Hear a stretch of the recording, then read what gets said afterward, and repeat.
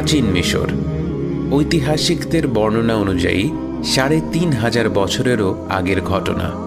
আত-তাবারি উল্লেখ করেন, সে সময় মিশরের ফিরআউন ছিলেন রাইয়ান বিন ওয়ালেদ এবং তার রাজস্ব বিভাগের দায়িত্বে যিনি ছিলেন তার উপাধিকে আরবি ভাষায় অনুবাদ করলে দাঁড়ায় আল আজিজ। কর্কশ সূর্যের তাপে অত্যুষ্ণ শহরে বাজার বসেছে। ক্রেতা বিক্রেতারা নানা ধরনের পণ্য দিয়ে দরদাম করছে এবং সে পণ্যগুলোর মধ্যে রয়েছে দাস দাসীরাও। স্বাভাবিক পরিস্থিতি বিরাজ করছিল, কিন্তু হঠাৎ বাজারে আগত ক্রেতারা লক্ষ্য করল আজ আল আজিজ এসেছেন কেনাকাটা করতে।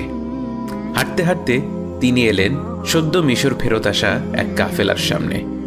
তাদের সাথে ছিল ছোট্ট এক বালক, তাকে বিক্রি করা হবে। দাস হিসেবে সুঠামদেহী পূর্ণবয়স্ক যুবকদেরই দাম বেশি হয়, কারণ তারা সব ধরনের কাজ করে দিতে পারে। তবে ছোট্ট ছেলেটির মুখমণ্ডলে এক অন্যরকম মায়া ছিল। হয়তো আল আজিজের কোনো সন্তান ছিল না বলেই ছেলেটির চেহারাটা তার মনে দাগ কাটল।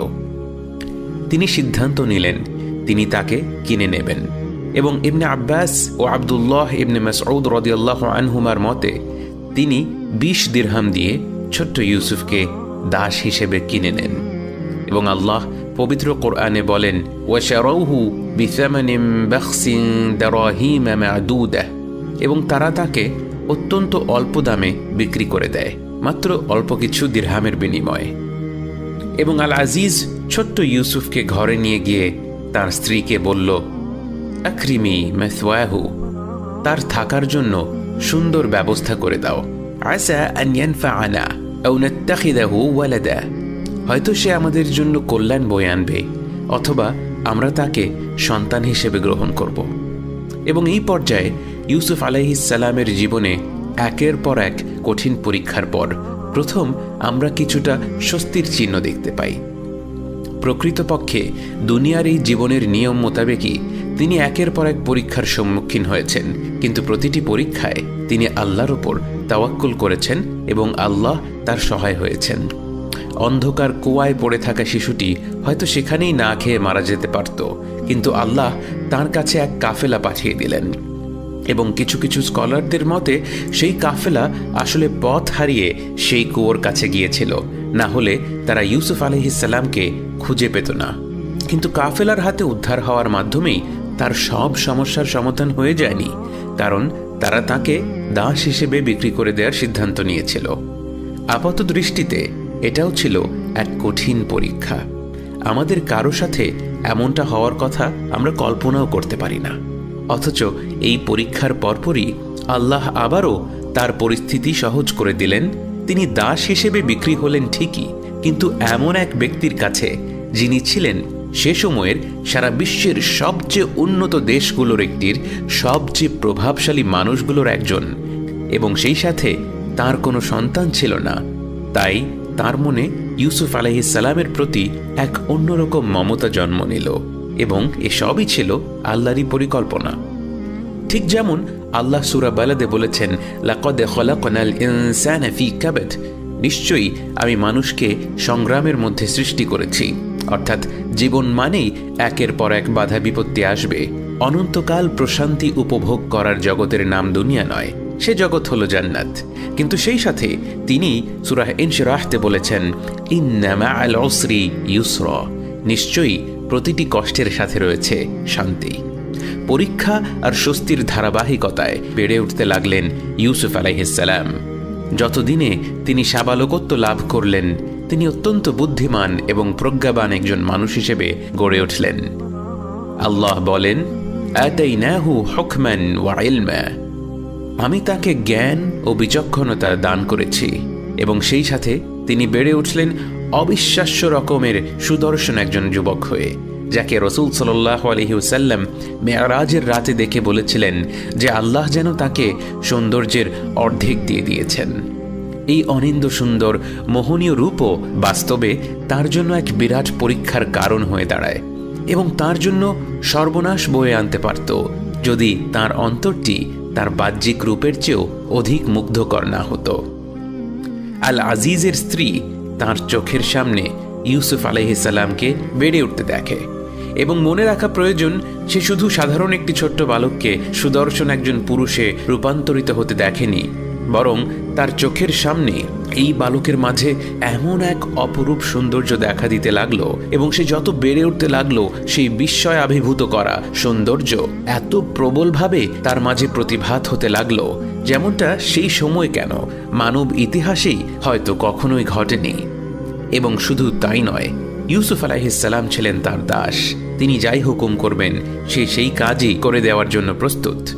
এবং তার উপর কিছু বর্ণনায় এসেছে যে আল আজিজের কোনো সন্তান ছিল না, কারণ তিনি তার স্ত্রীর সাথে দৈহিক মিলনে অক্ষম ছিলেন। এবং এসব কিছুর সমন্বয়ে আল আজিজের স্ত্রী, যার বিভিন্ন নাম ঐতিহাসিকদের বর্ণনায় পাওয়া যায়, তবে যুলাইখা নামটি সবচেয়ে বেশি প্রচলিত, সে ইউসুফ আলাইহিসসালামের প্রতি এক প্রবল আকর্ষণ বোধ করতে লাগলো। এবং ইউসুফ আলাইহিসসালাম ছিলেন তার জন্য এক বড় ধরনের পরীক্ষা, এবং সে সেই পরীক্ষায় উত্তীর্ণ হতে পারল না। একদিন সুযোগ বুঝে আল আজিজের স্ত্রী ইউসুফ আলাইহিসসালামকে একটি ঘরে একা পেয়ে দৌড়ে গিয়ে ঘরের দরজা বন্ধ করে দিল। আল্লাহ বলেন, ওয়াগাল্লাকাতিল আবওয়াব।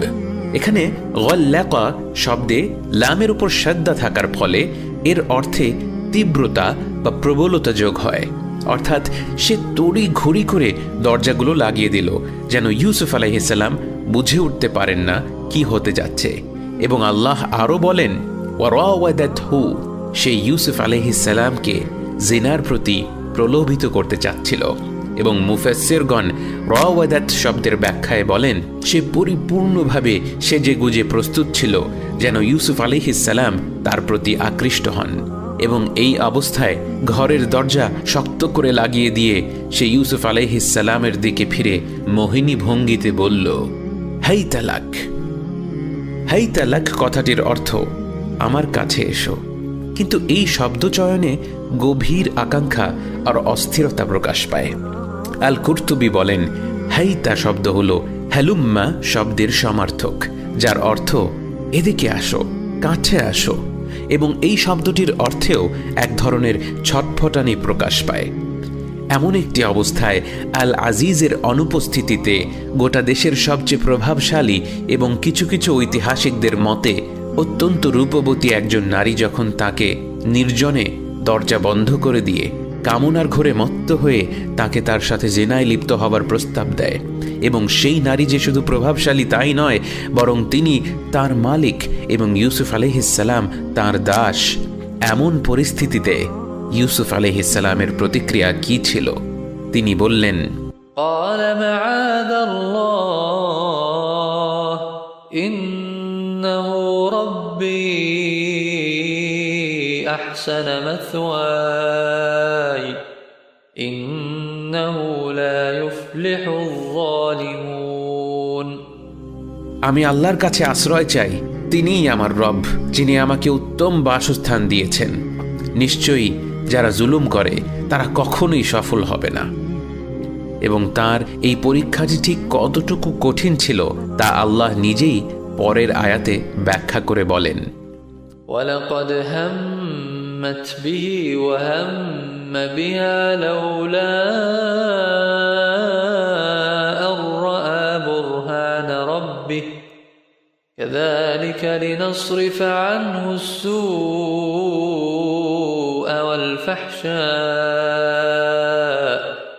إِنَّهُ مِنْ عِبَادِنَا الْمُخْلَصِينَ। অর্থাৎ আল্লাহর নিদর্শন না পেলে ইউসুফ আলাইহিসসালামের মতো পবিত্র চরিত্রের মানুষও এই কঠিন মুহূর্তে দুর্বল হয়ে যেতে পারতেন। এবং আল্লাহর নিদর্শন এই ক্ষেত্রে কি তা নিয়ে মুফাসসিরদের মধ্যে মতভেদ রয়েছে, কিন্তু মূল বিষয়টি এই যে ইউসুফ আলাইহিসসালাম আল্লাহর সাহায্যেই এই পরিস্থিতিতে এমন মহান চরিত্রের পরিচয় দিতে পেরেছেন এবং আল আজিজের স্ত্রীকে প্রত্যাখ্যান করার মনোবল প্রদর্শন করতে পেরেছেন। অতএব কোনো নামাজি ব্যক্তি যদি মনে করে যে আমি জিনার পরিস্থিতির সম্মুখীন হলেও নিজেকে আগলে রাখতে পারবো, নিজেকে জঘন্য এ পাপ থেকে সরিয়ে রাখতে পারবো, আমি তো 5 ওয়াক্ত নামাজ পড়ি, আমি তো বিবাহিত, আমার তো এসব বিষয়ে ভালো নিয়ন্ত্রণ আছে, এই ধরনের চিন্তাধারা নেহায়েত বোকামি ছাড়া আর কিছুই নয়। কারণ স্বয়ং আল্লাহ ইউসুফ আলাইহিসসালামের মতো একজন মহান নবীর ব্যাপারে বলছেন, আল্লাহর বিশেষ নিদর্শন না দেখলে ইউসুফ আলাইহিসসালামও এই পরিস্থিতির মোকাবেলা করতে পারতেন না। মুফাসসিরগণ আরও একটি চমৎকার বিষয় লক্ষ্য করেন। এই ঘটনাটি ঘটে যখন ইউসুফ আলাইহিসসালাম মাত্র প্রাপ্তবয়স্ক হয়েছেন, এবং এই বয়সেই মানুষের দৈহিক আকাঙ্ক্ষা থাকে সবচেয়ে প্রবল। এরপর বয়সের সাথে সাথে এই আকাঙ্ক্ষা আস্তে আস্তে কমতে থাকে। ইউসুফ আলাইহিসসালাম এমন এক বয়সে এই কঠিন পরীক্ষার সম্মুখীন হয়েছিলেন যখন তার এই বিষয়ে দুর্বলতা সবচেয়ে বেশি হওয়ার কথা, অথচ তিনি কতটা দৃঢ় মানসিকতার পরিচয় দিয়ে নিজেকে ফিতনার থেকে রক্ষা করেছেন। কিন্তু আল আজিজের স্ত্রী ইউসুফ আলাইহিসসালামের মতো নিজেকে আগলে রাখতে পারেনি। সে নিজেকে ছুড়ে দিয়েছিল ইউসুফ আলাইহিসসালামের দিকে, এবং ইউসুফ আলাইহিসসালাম পালিয়ে যাওয়ার চেষ্টা করলে সে তার জামাটা টেনে ধরে, যার ফলে তার জামার একাংশ ছিঁড়ে যায়। এবং ঠিক সেই মুহূর্তে দরজায় আল আজিজ এসে হাজির, এবং সাধারণত এমন সময় তার ফেরার কথা ছিল না। তাকে দেখে তার স্ত্রী হকচকিয়ে গিয়ে বলল, ইউসুফ আমাকে ধর্ষণ করার চেষ্টা করছিল, তুমি ওকে শাস্তি দাও, তুমি ওকে কঠিন শাস্তি দাও। ইউসুফ আলাইহিসসালাম প্রতিবাদ করে বললেন, সেই তো আমাকে জিনায় লিপ্ত করার চেষ্টা করছিল, আমি তো নির্দোষ। আল আজিজ হতভম্ব হয়ে গেলেন এবং বিষয়টি নিয়ে গভীরভাবে চিন্তা করতে লাগলেন। তাদের পরিবারের একজন বলল, সত্যতা যাচাই করার একটা উপায় আছে। ইউসুফের জামাটা যদি সামনে থেকে ছেঁড়া থাকে, তার মানে ইউসুফই জুলাইখাকে ধর্ষণ করার চেষ্টা করছিল। কিন্তু জামাটা যদি পেছন থেকে ছেঁড়া থাকে, তার মানে ইউসুফ সত্যি কথা বলছে। ইউসুফ আলাইহিসসালামের জামাটিকে প্রমাণস্বরূপ নিয়ে আসা হলো এবং দেখা গেল তা পেছন থেকেই ছেঁড়া ছিল। আল আজিজ বুঝতে পারলেন যে তাঁর স্ত্রী মিথ্যা কথা বলছিল এবং ইউসুফ আলাইহিসসালাম নির্দোষ ছিলেন। আল আজিজ বললেন, ইন্নাহু মিন কাইদিকুন্না ইন্না কাইদাকুন্না আযীম। নিঃসন্দেহে এটা তোমাদের নারীদেরই ছলনা, কি ভয়ঙ্কর তোমাদের এই ছলনা। ইউসুফ আ'রিদ আন হাদা, ইউসুফ এই পুরো বিষয়টি তুমি ভুলে যাও। আর তার স্ত্রীর দিকে ফিরে আল আজিজ বললেন, ওয়াস্তাগফিরি লিযামবিক ইন্নাকি কুনতি মিনাল খাতিঈন। তোমার অপরাধের জন্য তওবা করো, এ ব্যাপারে কোনো সন্দেহ নেই যে তুমিই অপরাধী। কিন্তু ব্যাপারটা এখানেই থেমে গেল না। চারিদিকে খবর ছড়িয়ে গেল যে আল আজিজের স্ত্রী তার ঘরের দাসকে জিনায় আকৃষ্ট করার চেষ্টা করেছে, সে তার দাসের প্রেমে পড়ে গিয়েছে। ঘটনাটি যেন তাৎক্ষণিকভাবে শহরের নারীদের মাঝে গল্পের হট টপিক হয়ে গেল। এবং এখান থেকে আমরা লক্ষ্য করব, এ ধরনের অযথা গালগপ্প যে শুধু একজন মানুষের আখিরাতকেই ধ্বংস করে তাই নয়, বরং দুনিয়াতেও নানা ধরনের অহেতুক সমস্যা বয়ে নিয়ে আসে। আল আজিজের স্ত্রী যখন জানতে পারল যে মানুষ এমন কথা বলাবলি করছে, সে আবারও একটি পরিকল্পনা বাঁধল। সে তার পরিচিত একদল নারীদের তার বাসায় দাওয়াত দিল এবং তাদের জন্য এক বিরাট ভোজের আয়োজন করল, এবং খাবার শেষে তাদের হাতে ছুরি ধরিয়ে দিল। সম্ভবত খাবার শেষে ফল পরিবেশন করা হয়েছিল, এবং আল আজিজের স্ত্রী ইউসুফ আলাইহিসসালামকে ভেতরে গিয়ে বলল, তুমি খাবারের ঘরে যাও। হয়তো কোনো কিছু পরিবেশন করার ছলে তাকে সে সবার সামনে পাঠিয়ে দেয়।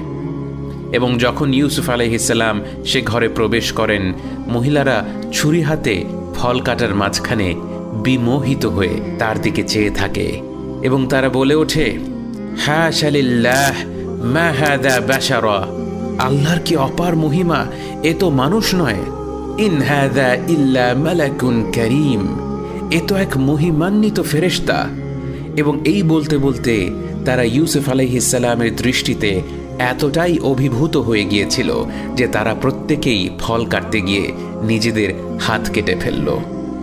হাত কেটে যাওয়ার আঘাতে তারা যেন বাস্তবে ফিরে আসে, এবং সেই মুহূর্তে আল আজিজের স্ত্রী বলে উঠল, ফাযালিকুন্না আল্লাযী লুমতুন্নানী ফিহি, দেখলে তো, এই হলো সেই ব্যক্তি যার ব্যাপারে তোমরা আমার বিরুদ্ধে গালগপ্প করতে।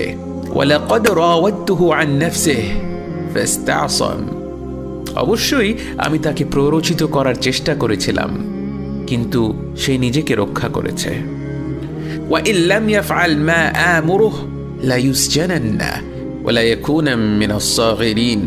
যদি সে আমার কথা না মেনে নেয় তাহলে সে কারারুদ্ধ হবে এবং নিদারুণভাবে লাঞ্ছিত ও অপমানিত হবে।